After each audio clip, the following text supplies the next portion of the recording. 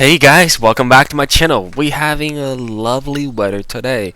So you know what? Decided I want to make a great video, guys. I want to make a great one, a proper one, for a legendary SARB, the SARB017, the Alpinist. Of course, we know this watch is a spectacular watch that both has its striking design, historical importance, and legendary iconic status for Seiko in terms of what this sort of the watch achieved to its time when it's released, and of course, and in the following of many years, it was selling extremely well to watch hobbyists, to enthusiasts like us, to watch collectors, of course, all the way until I guess sort of the late 2018 or 2019. The news came out the whole SARB line was discontinued, of course, including the SARB033 that we have here, which is also a beautiful watch. So guys, again, I just want to see, for me, a watch collecting is a very healthy hobby. It is not an add-on stress. It is not an add-on responsibility to make your life more complicated than it already is. It's about having something really that you can relate to on your wrist. Doesn't matter which one that you pick. That there's a story, there's a spirit, there's a soul behind it, right? And guys, I know you guys were looking at this whole thing and saying, Felix, they are just watches, right? But guys, think about this, right? We're spending a lot of time at work. We're working so hard, and we spend our hard-earned money on pieces of mechanics, of jewels, really, bracelet, stainless steels, materials. You don't want to collect a boxes of just materials, and every time when you look at them, they're just what they are. You want to have a collection of things that you can find inspiration from, that you can find a life from, to enhance the quality of your life every time when you have them on your wrist. That's why we're collecting watches, okay? So that's just a bit of my context to the way, and I guess my strategy to my collection. Every time when I'm adding another piece, of course, now I have you guys, now I have the channel. Not necessarily every piece that I buy will be a long-term keeper. But my main spirit of my collection is, before adding another piece to my rotation, I ask myself the question: will I or can I explain or articulate the watch?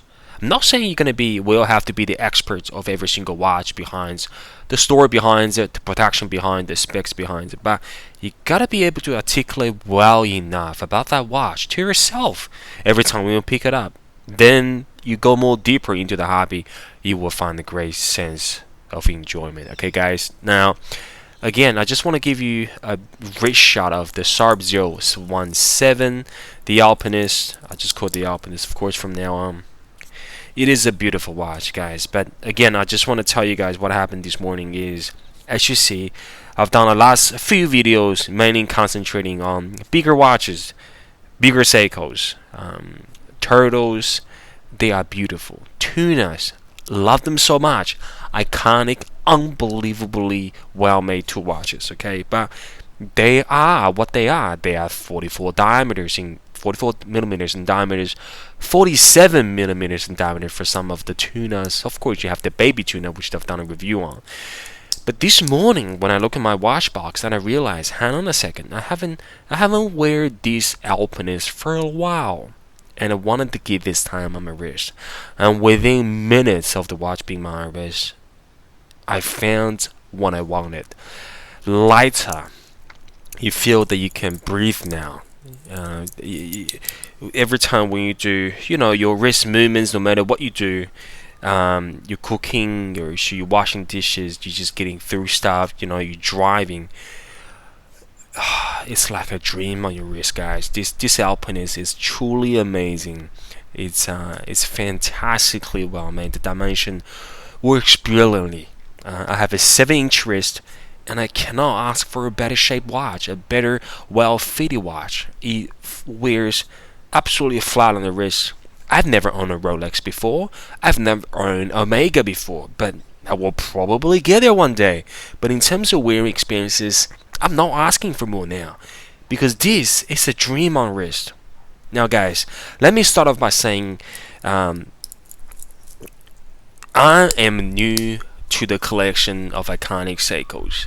Many of my audiences are much more experienced than me in modding the watch, in collecting watch, and knowing much about the Seikos, and having much more higher grade, M300 spring drives, Grand Seikos, which I'm paying a lot of respect to. I want to get there one day, but now I'm only collecting those entry level iconic Seiko designs. I'm enjoying the hell out of it. But guys, for a lot of you out there, I know you are new to the hobby just like I am. I remember clearly when I stepped into the hobby of Seikos, wanted to start buying them. That was around about 2000, the COVID year. When you type or Google Seiko into your Amazon search, into your Google search, the few watches that will come up were SKX 009, SKX 007, and the SARB033, the 035, and the Alpinist 017. And you know what? Because I was very naive to the game, I was buying Seiko 5s. Granted, Seiko 5s were awesome, but I failed to understand the importance and the magnificent design of the Alpinist. If I knew it, I would save all the money at the time, just go straight into this piece. The stock photo of the Alpinist with that leather strap, which is the OEM strap that come with it, that photo does not do Alpinist any justice at all, guys. I'm telling you that. If I realized that was the truth, I would have bought the watch without even looking at that picture online. So guys, for many of my subscribers out there, maybe you've been thinking, should you add another watch into your collection? You come to realization is, I want to add something iconic. I want to add something that can have a long-term relationship that I have within my collection. And I don't have a lot of money. I mean, I can sort of hunt down one of the SKX, which is great. But again, guys, they are the diver's watch, right? So they wear what they are. Of course, you're gonna have that weighty feeling. It's gonna have its presence on your wrist. It's gonna be a little bit sicker, but of course, you're gonna have iconic diver. Or you know what? You save up a little bit more. You look at the current trend of the Seiko. One of the most photographed watch in the last couple of years was the 62 Mass series, the latest generation. This is the SPB 147, the cappuccino brown dial. Retails over $1,000 or thereabouts, but you can get one second hand in good mint condition, hopefully between that $600 to $700, right? Or you wanted to spend money on some of the discontinued Seikos, such as those SARBs, the SARB033 and the SARB017. Of course, we're mainly talk about the SARB017 today. Now, if you ask me that question, if I'm in my position that I have none of those watches before and I can spend one good quality Seiko around that $700, which one would I buy? Guys, if you have a lifestyle that you have to attend offices, you have to wear something under your cuff, you want to take some watch on your wrist, and you want to feel very confident in the long-term wearing throughout the day and the week, and you want to have something that you can keep starting on, keep looking to its history, and knowing the Seiko will always build more variations of this watch into the future. Guys, I'm actually recommending this. I'm recommending the Alpinist SARB017. Now, in terms of prices that I see online, I just want to get a focus here right on the probably not close up when I talk about the prices that I've seen lately. Okay, now as we know, now is not a perfect time. Being as watch hobbyists and collectors, we often check prices on watch charts, on eBay, on listing, on what's on selling, what's sold, what you seek as a forum. You check on your local Facebook market, you check on your local Facebook watch forums. Okay, in terms of market condition for all watches such as these, the price skyrocketed. 3 years ago when it was discontinued. Used to be about $450 US, brand new on Amazon. Now you can't find brand new anymore, of course, right? But in terms of prices seen lately, I've seen them being around maybe between $600 to $900. Of course, my recommendation is, guys, I'm just telling you what I've done, right? So when I received my bonus a couple years ago, I decided to buy almost a brand new unworn condition of this particular SARB Alpinist. I spent $725 plus shipping from a watch collector in Indonesia. and then found out the watch was running a lot more faster than I anticipated, about 45 seconds a day. But again, my anticipation was I'm gonna wear this watch as a daily wear in my offices when I attend. Of course, the COVID changed it all. But then you know what? I wanted to make this watch is, I will give it the honor that is required. So I actually bought a watch to my local Seiko boutique, and I spent 200 US on a full service of the SARB, and they were great to me. They actually decided to give me a brand new 6-hour 15 movements in it. So in terms of time accuracy now, within 2 seconds a day. So overall cost, we're looking at almost $900. So I spent literally the top dollar. Of course, the condition was new, but you can get something less for that when it comes to this. I've just looked it up on watch charts, on the on Reddit and on eBay. Hopefully, if you have your hearts on one of those, I think really now is the right time to buy. Of course, you want to wait for the right seller to come that's going to give you a good condition, not really used up condition, with the box, with the paper, as much as included, because I truly believe this already a future, this already an icon, but that iconic status will really last for many years in your collection journey. So really, from a price perspective, I hope you can get between 600 to 700 inclusive shipping. Of course, if you're gonna add on taxes, no matter where you are, under 700, buy it. You will always have a chance to buy the 62 mass iterations in the future. Of course, probably not this particular dial with that clean finish, absolutely magnificent brown dial without the 3 o'clock lume. Okay, SKXs, look, it's a great watch, but to be honest, this is not a diver's 200 as we talked about the water resistant yesterday, but this is a 20 bar, as you see under that DieShock 23 jewels. It is 20 bar. You can wear this to swim, shadow diving, no issues whatsoever. Of course, if you determine to have a diver watch, you can always add an SKX into the future, or you're just buying a sort of a used condition again because you are treating this as a daily beater. And you know what? If the SARB003, that is something you always wanted, but if I put them together, you will find they are both sports watches. But when it comes to wearability, the SARB has the magics. The SARB033 is great, but it's a bit plain in my eyes, okay? Especially if you put into the next to the SARB017. I've upgraded the Bose watch in terms of bracelet. This SARB033 comes with the Uncle Seiko Jubilee bracelet. It wears small. My wives have no problem wearing it, but again, it is a very beautiful watch. Already has its iconic status.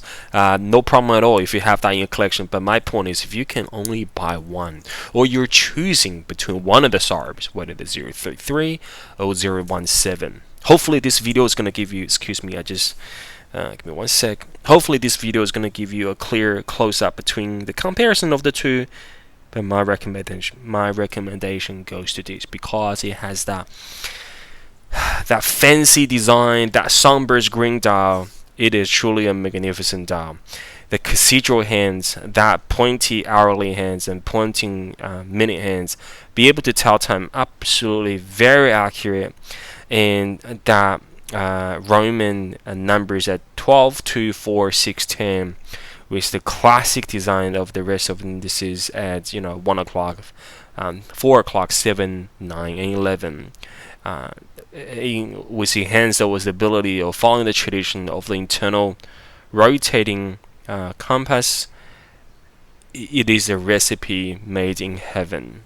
I truly believe this will be, and I can guarantee, in my personal humble opinion, if you get a watch in between 600 to 700, good condition, and you look after it, don't trash it. Okay, don't use it in your gardening job, or when you're doing physical intense jobs. Don't wear the watch. Okay, wear a daily beater such as your SKX or my favorite Solar Tuna, for example. Just don't wear this into a harsh environment, and give it time on your wrist. I do understand this watch was inspired by the demand of the Japanese mountaineering community back in the many years ago, but as of now, for me, it's a beautiful sports and dress watch.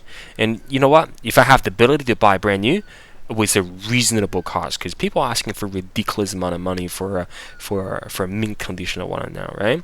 But if I had an opportunity, I will buy another one. Just keep it as it is, put it away, and when I get to my late 60s or 70s, when I sort of doing less stuff in my life, I will start wearing that watch again. That's the way I see it, because it is a beautiful watch. Now, in terms of straps and bracelet option, I have I call this is an upgrade. This is definitely an upgrade when you compare to the OEM leather strap, which is very hard. But again, it's a very common thing to see Seiko straps and leather straps. The quality just not up to today's standards and the desire, because those watches were made, 10, 12 years ago, right? For many, many years in the production. So the specifications, of course, not up to today's standards. So this is the Strapco Oyster bracelet. Of course, you can go to Uncle Seiko to buy one of those Jubilee bracelets, which I think will be absolutely magnificent. You can look at Strapco, the different options. I think they have a Jubilee as well. Oyster works really well with this. I don't know why, guys. You see, Oysters, this is the Oyster bracelets as well for the SKS. They're both oysters, but you can tell on the sports divers watch such as this, or even the 60 Max, 62 Max, the bracelet doesn't bring, could done a better job. I truly believe it, both of them on a Jubilee bracelet. But it just seems like the Oyster bracelet works really, really well in my eyes on the Alpinist. It's elegant, it's sporty, it's weighty, and it's very solid. It really gives you a perfect, I just want to put on this way so you know, that sort of extends one, that sort of one link when you're wearing on your wrist. Now, because this is not a big watch, so really offset by the whole position of the dial and the watch head when you have it on your wrist. Very solid. Now, one thing I do have to mention, if you purchase the Strapco, sorry, excuse me, guys, if you purchase these bracelets I have from Strapco, the class that comes with the bracelet is actually not this one. It's this one. Okay, it's this one. As you can see, very solid made, a lot of micro adjustment. The one problem that I have with their class is they're good quality. I see no issues with this matchup with the SKX, of course. Turtle, I've had no issues. Bigger watches, beefier watches, MM300, no issues. But when you're having this class on the beautiful SARB, it is just overweighted. All right, it is not in proportion, because the clamps is almost as thick as the watch head. So hence I purchased another. I spent about $20 from Strapco. I think the width is about 18, because this is a 20mm lock width and tapers down to 18. So this is 18, $20. Sorry, $20 on the clasp. I think about $75 for the bracelet, so about $100, right? You are investing, I think, when it comes to a combo like this, because certainly you can buy a brand new SPB series of Alpinist in any color variant with the same amount of money, if not for a bit less, actually, right? And they are magnificent. You can see that's the beauty of Seiko designs. Once they know the direction of a particular line and they're committed to keep bringing life into that line, there are so many colors and so many different. Of course, there's a green one, there's a black one, there's a white one, and some of those really follow the tradition design of the Alpinist as well back, because again, this is not the only Alpinist that existed. There were many others that existed prior, but of course the last one tends to get the most praise for being recognized as the Alpinist. But the new Alpinist, they're not bad watches at all. Okay, they are fantastic. If you guys wanted to get one of the new ones on the SPB, go get it, or at least go check it out on the boutique. Wear all different colors, different straps, different bracelet options on your wrist, and make a call there. They are fantastic watches. They are receiving very welcoming and extremely good reviews by a lot of communities out there. Okay, so nothing wrong with them, but for me, see, again, this is what I said in the beginning. When I have one piece added to my collection, when I pick it up, I want to feel something special. This has got nothing to do with the prices. Okay, I just want to feel something special in terms of my own thoughts and journey that I have with that particular piece. What did I think? What did I went through? What stories did I read? What videos did I watch? What inspired me to pull the trigger for that watch? And of course, this SARB017 rings tick all the boxes. So for now, I'm not gonna buy another Alpinist in different color variants. If I have a chance to try them on, maybe to buy one and review it, do a comparison, I will certainly do. But to own in a long-term collection in my journey, I'm probably not gonna pick another Alpinist because I don't feel I have the need to. This Alpinist really has all the magic. Okay, just give you guys a quick look on the case back. There you go. So you see all the magics. Made in Japan Seiko, water resistant 20 bar, stainless steel, and of course you have the serial number there. Okay, speak of the case back, I do have to mention another thing. If you guys look on the forum, even on YouTube, just search fake Alpinist Seiko SARB017, few videos will come up. Personally, I never had experience with a fake one because I've never seen one. And as far as I'm concerned, those news and reviews about the fake Alpinist experience that YouTuber had, they are really well made fakes. Okay, so just be careful. Watch those videos, watch those articles that explaining the detailed difference between two. I think one thing that I picked up was the fake Alpinists actually all had the same serial number.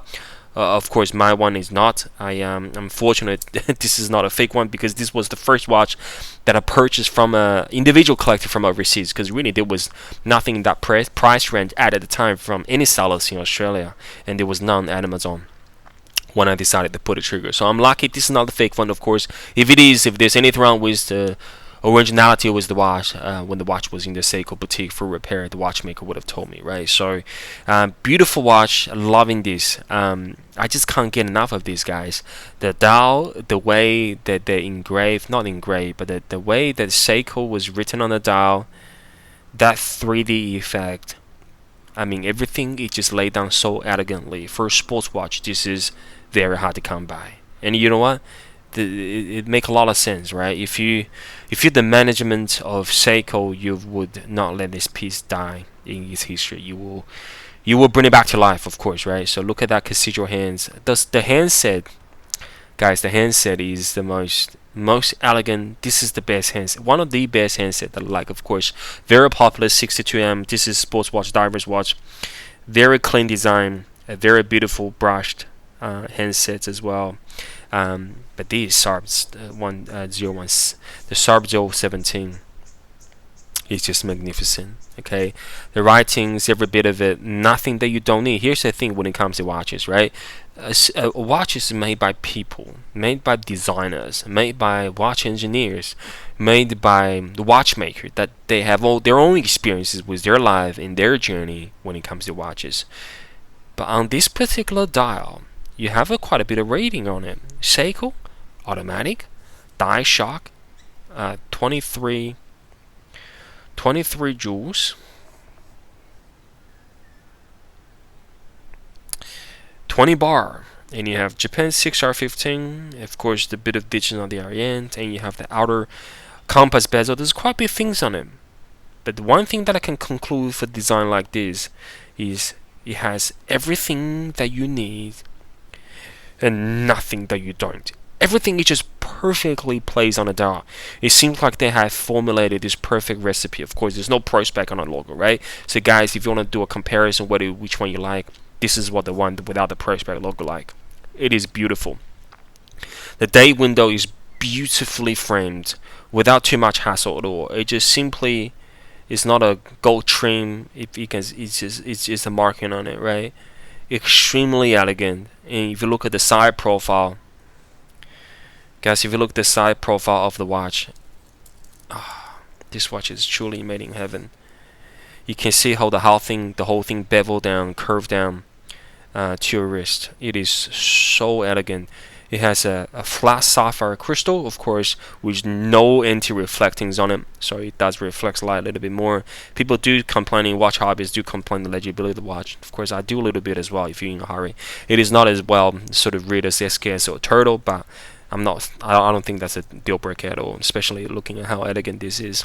Looking at the side, you have, well, I actually never noticed this. Okay, so that's just reflection. So you have a beautiful designed crown with the second crown in the internal compass bezel, and you have a beautiful engraved crown. This is how you want to do a crown properly, guys. I will not be disappointed if I buy a $5,000 Seiko one day. I will not disappointed with that signed crown in terms of quality and how clear that engraving is, guys.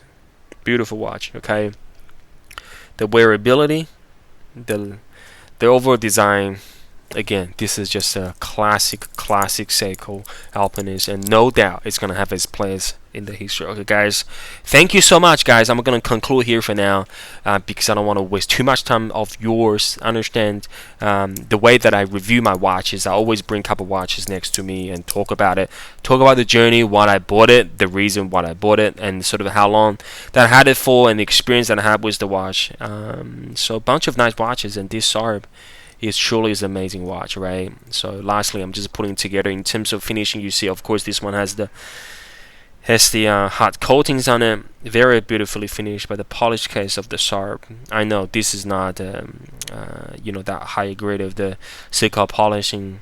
Was it Sasatru polishing? I forgot the name of it. Sorry, excuse me, guys. But this is no less than what the current Seiko mid-tier diverge watch are. It is a beautiful sports watch and is worthy of a place in your collection. Okay, guys, any questions about the SARB, the Alpinist, you want to share with your experience with the SPB line, or whether you had you always have a place in your heart, you want to check out the SARB, you want to buy a SARB, you want to buy the Alpinist. Hopefully this video has made some of different opinions and points compared to a lot of the other YouTube videos about this watch, and hopefully that's being informative to you. Okay, again, I thank you guys so much for your support and love of the channel, and I hope you have a great time and great day no matter where you are. No doubt I'll see you guys in the next video. Bye bye, guys.